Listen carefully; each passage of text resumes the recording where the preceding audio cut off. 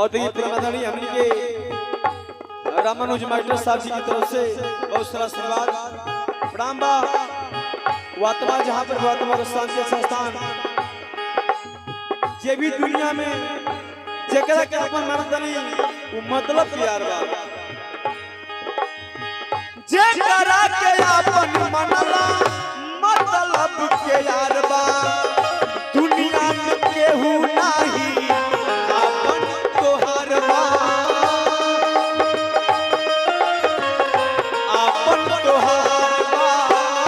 दुनिया में केहू नहीं अपन तोहार बा।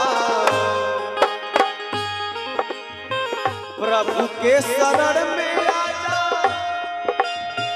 प्रभु के शरण में आजा सबकी भीड़ पार बा प्रभु के शरण में आजा सबकर बेड़ा पार बा मतलब